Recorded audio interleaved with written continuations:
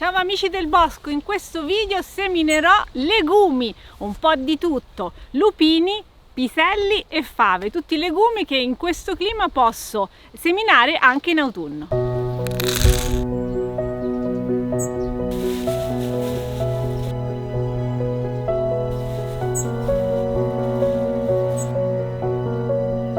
I legumi sono molto utili nell'orto perché oltre a darci delle proteine fantastiche di origine vegetale per la nostra alimentazione, migliorano il terreno grazie all'azione dei batteri che vivono in simbiosi con le loro radici, che sono azotofissatori. Quindi quando coltiviamo legumi, tutti questi tipi di legumi, andiamo ad aggiungere azoto al terreno, che sarà utile anche per le colture successive. Ho iniziato a lavorare in l'aiuola dove andrò a mettere i lupini. Questa è l'aiuola che avevo trattato con il BRF, il cippato fresco. In questo caso, con questo tipo di lavorazione, si possono creare problemi di azoto, la cosiddetta fame di azoto. Quindi andare a mettere un legume adesso mi aiuta a integrare proprio questa opera di rigenerazione di questo suolo. La terra è bella soffice dove c'è stato il BRF. Come esco da quella zona diventa subito molto più dura, quindi la differenza è proprio evidente, tangibile.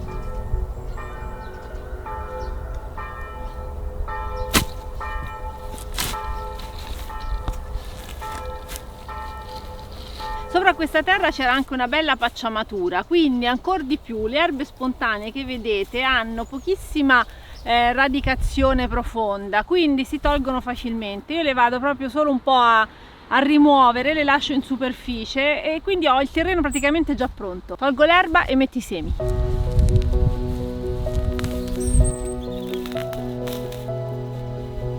Guarda la terra com'è bella friabile, ho spostato la pacciamatura, vedi? Terra comunque molto asciutta perché la pioggia ancora non è arrivata. Vi sembra che ci sia dell'erba, invece praticamente ho già rimosso tutto. Questa è tutta pacciamatura, quindi invece di utilizzare la tecnica dei solchi per la coltivazione del lupino, vi rimando anche al video specifico che ho fatto su questo argomento, utilizzerò la tecnica dei nidi. Quindi adesso io farò proprio delle buchette in mezzo alla pacciamatura, metto il seme e lascio andare.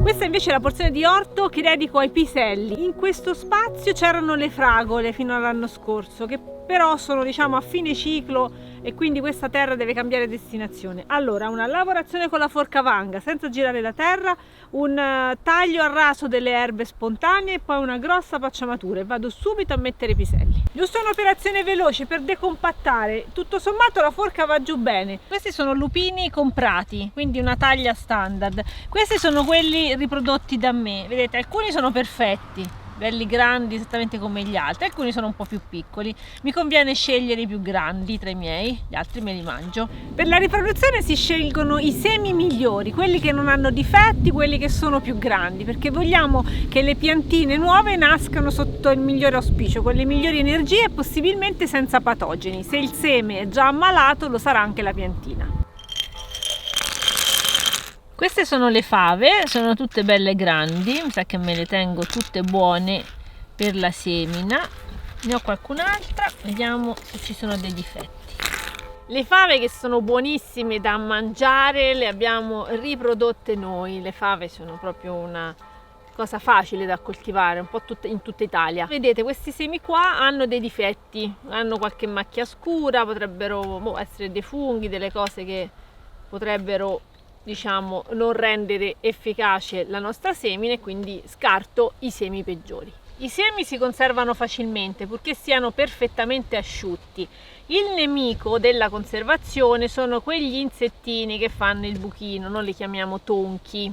Ecco, lì bisogna essere bravi, o si mettono un po' di giorni nel surgelatore i semi, o comunque si fa molta attenzione che non ci sia la presenza di questi insetti, quindi i semi vanno controllati spesso.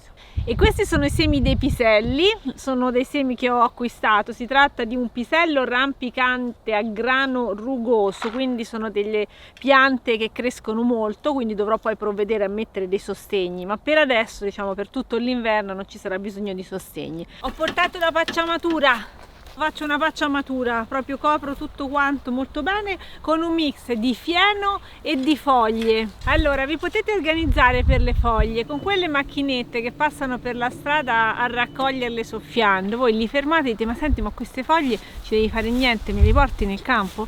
E così vi ritrovate una montagna di foglie utilissime. Metto un po' di fieno, ma soprattutto metto le foglie e le mischio bene con il fieno, perché altrimenti queste mi volano subito via alla prima ventata finché non piove. Ottengo una pacciamatura mista così, quindi è più ricca di diversi nutrienti.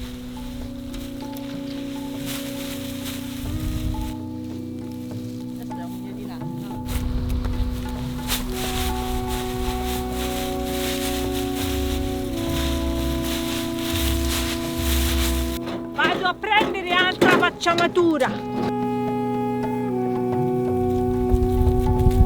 Bella la vita con la telecamera.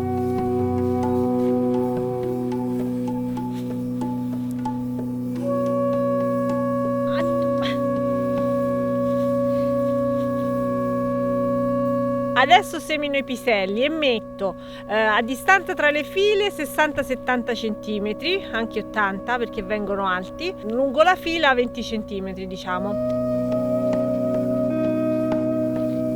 Avendo pacciamato tutto quanto, non farò la semina per file, faccio delle buchette, ok? Dei piccoli nidi. Lì vado a mettere il seme a 2-3 cm di profondità a seconda della dimensione del seme. Lasciando 70 cm tra le file, diciamo che questo spazio qua è sufficiente per 2 file di piselli. Le fave le vado a mettere da un'altra parte, poi magari aggiungo sotto qualche altro ortaggio. Apro la terra, vedete la terra bella soffice, metto il mio semino di pisello, lo ricopro appena 2 cm, ma anche troppo, e lascio aperto in modo che il germoglio che spunta può trovare subito la luce. Quando la piantina sarà cresciuta richiudo la pacciamatura. Questa tecnica l'ho imparata da Giancarlo Cappello, quindi è molto simile a quello che sto facendo all'orto elementare, ma non è un orto elementare.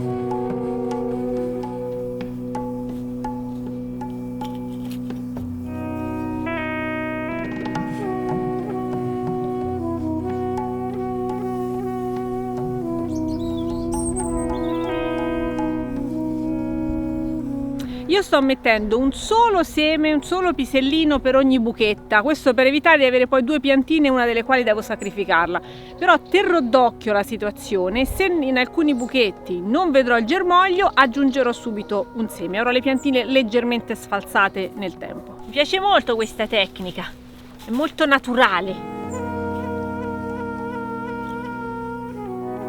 Finito con i piselli, adesso vado di lupini. Vado ad aggiungere anche un po' di foglie anche in questo pancale perché la pacciamatura non è mai abbastanza. Il semino lo metto massimo 3 cm sottoterra, copro un po', e anche qui lascio il buchetto aperto per far crescere bene la piantina, farle vedere il sole, sentire il calore. Metto il seme e poi vedremo se si trova bene. Sui lupini ho fatto un video a parte dove vi spiego anche come si preparano dopo la raccolta, perché sono fantastici, hanno un sacco di proprietà nutritive ma hanno anche delle tossine, quindi vanno prima depurati bene prima di poterli mangiare. C'è un procedimento un po' lungo, ma c'è un video che ve lo racconta. I lupini sono una pianta veramente rustica, a me capita spesso, penso capiterà anche quest'anno, di vederli spuntare semplicemente perché alcuni semi erano caduti a terra direttamente dai baccelli, quindi noi prepariamo le migliori condizioni, ma quando il seme trova le sue condizioni fa tutto da solo. La prima fila è finita, passo alla seconda e poi aggiungo anche un po' di pacciamatura di foglie.